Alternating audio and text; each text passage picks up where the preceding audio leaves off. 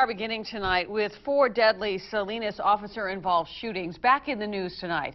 A nationally known attorney representing 2 of the families who had family members killed by police earlier this year is amping up the pressure on police tonight.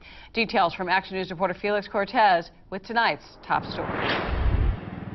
Well, Aaron, all 4 men shot by Salinas police were Latino. That attorney now looking to federal investigators, asking them to see if that shows a pattern of discriminatory policing by Salinas PD. The family of 1 man who was shot and killed by Salinas police joined local activists and attorney John Burris, who took their quest for answers to the Department of Justice in San Francisco Tuesday morning. What we're asking is for justice.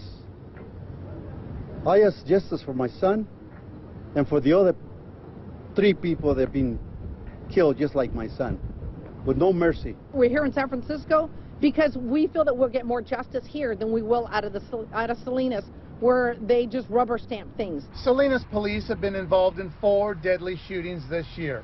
1 man was armed with an air pistol. 2 others were carrying sharp objects. The last one, Frank Alvarado, had a cell phone in what may have been a suicide by cop.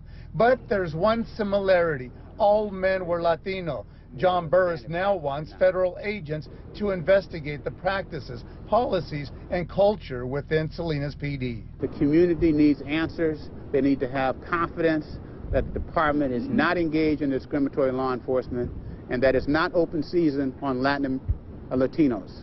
But to assert that this is a racist or police department that engages in discriminatory behavior is really pretty insulting.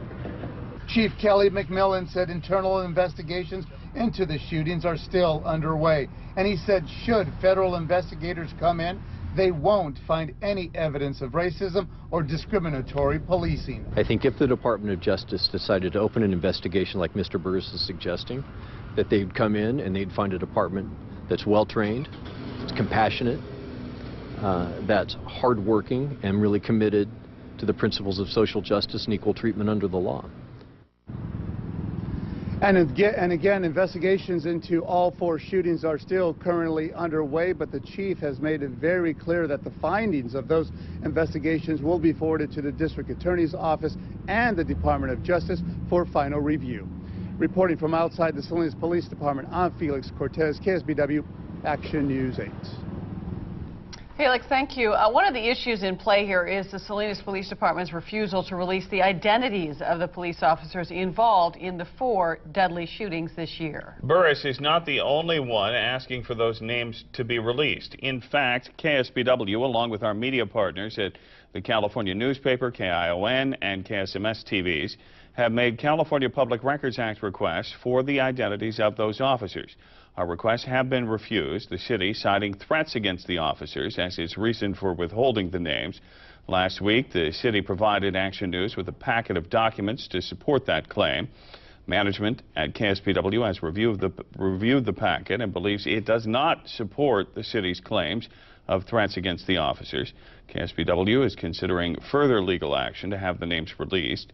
There is more about that, and you can read the packet provided to us by the city in its entirety by going to the As Seen On section of our website at ksbw.com.